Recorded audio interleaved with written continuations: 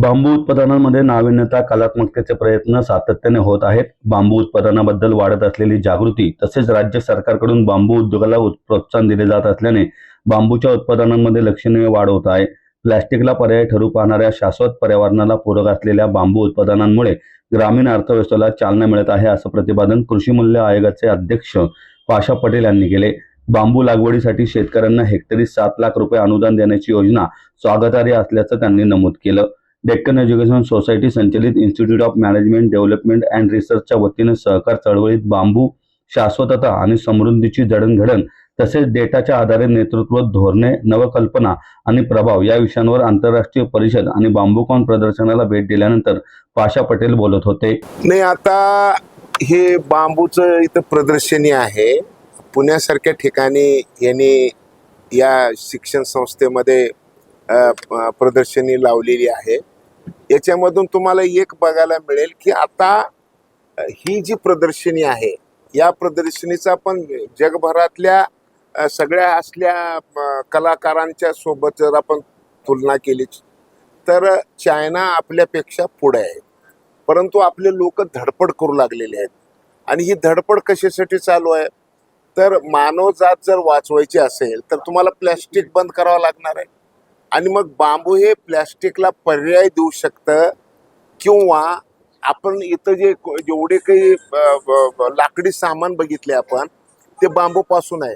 आत्तापर्यंत लाकडी सामान म्हणजे झाड तोडावं लागायचं आणि एक झाड तोडलं तर पुन्हा ते 25-30 वर्ष काही मोठं होऊ शकत नाही.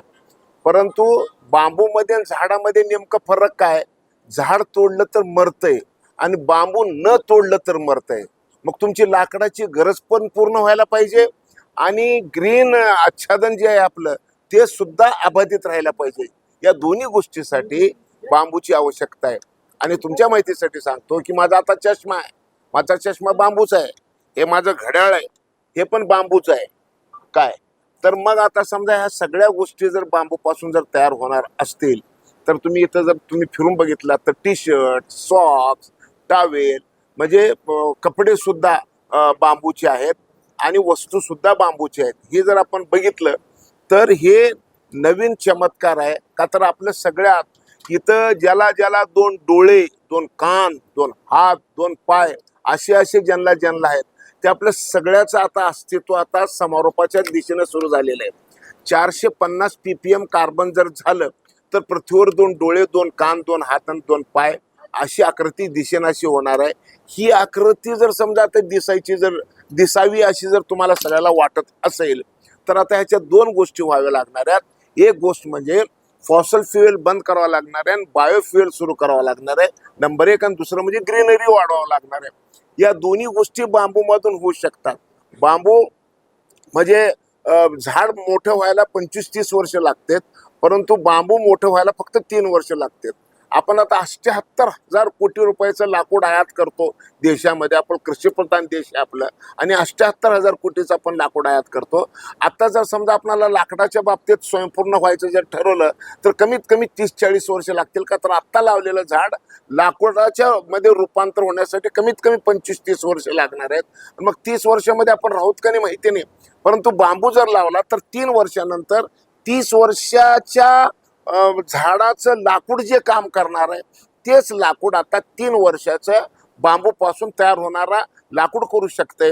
म्हणजे 3 वर्षानंतर लावलेल्या बांबूपासून जर लाकूड आपण तयार केलं तर टीकूडपेक्षा ह्याची डेन्सिटी डबल होऊ शकते.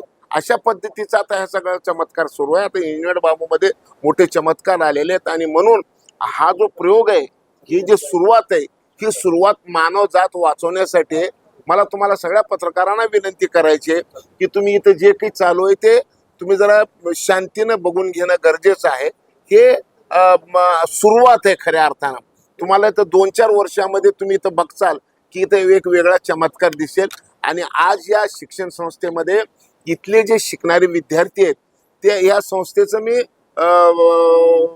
आभार व्यक्त करतो, अभिनंदन करतो. का तर आमचे मित्र इथं ॲडव्होकेट अशोक पलांडे आहेत, त्यांची सगळी टीम आहे इथं.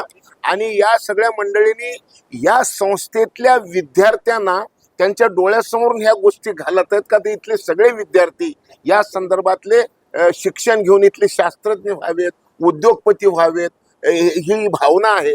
आणि मला असं वाटतं की आता एक गोष्ट जगाच्या समोर जी तयार झालेली आहे की सस्टेनेबिलिटी ही आता सगळ्या क्षेत्रामध्ये यावं लागणार आहे, त्याशिवाय आपण वाचू शकत नाही.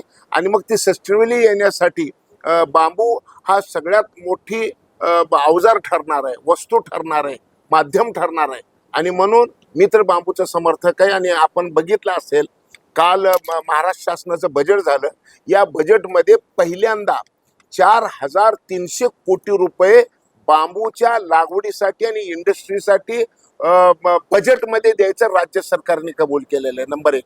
नंबर 2, राज्य सरकारने आता बांबू इंडस्ट्रियल पॉलिसी आणलेली आहे आणि 5 वर्षामध्ये 50,000 कोटी रुपये बांबूच्या इंडस्ट्रीमध्ये इन्व्हेस्ट व्हावं असं सरकार विचार करू लागलेलं आहे. आणि त्याचबरोबर बांबू लागवड करणारे जे शेतकरी आहेत का, तरी इंडस्ट्रीचं झालं, परंतु शेतकऱ्याचं काय, आता सरकार बांबू आतापर्यंत फॉरेस्टमध्ये होतं, आता बांबू कृषीमध्ये घ्यायचं राज्य सरकारने ठरवलेलं आहे. याचबरोबर 1 हेक्टर बांबू लागवड करणाऱ्या शेतकऱ्याला 7 लाख रुपये अनुदान द्यायचं ठरवलेलं आहे. आणि मग काही शेतकरी जर 2 हेक्टरच्या वरचे असतील तर त्यांना काय करायचं, तर 10 हेक्टरपर्यंतच्या शेतकऱ्याला सुद्धा अनुदान द्यायचं ठरलेलं आहे. आणि आता जे एशियाई बँकेच्या वतीनं 4,300 कोटी रुपये आपल्या महाराष्ट्रामध्ये जे येणार आहेत, देशामध्ये फक्त एकच राज्य आहे महाराष्ट्र, त्याला एशियन बँकेने बांबूमध्ये पैसे दिलेले आहेत. भारतामध्ये एकच राज्य आहे जिथं 7 लाख रुपये एका हेक्टरला शेतकऱ्याला अनुदान द्यायचं ठरलेलं आहे. आणि मग आता एशियाई बँकेकडून जे पैसे येणार आहेत त्या पैशामध्ये आपण आता मोठ्या प्रमाणामध्ये लागवड करणाऱ्याला सुद्धा द्यायचं आहे. आणि आज मी काही बोलणार नाही का, तर 2-3 दिवसात म्हणजे पुढच्या 8 दिवसामध्ये कॅबिनेटमध्ये अजून बरेच निर्णय होणार आहेत. कॅबिनेटचे निर्णय कॅबिनेटच्या बाहेर तुमच्या समोर बोलणं हे योग्य होणार नाही. परंतु एक गोष्ट नक्की आहे की आता बांबू हे तुमच्या माझ्यासाठी सगळ्यासाठी सस्टेनेबल मटेरियल म्हणून पुढे येणार आहे.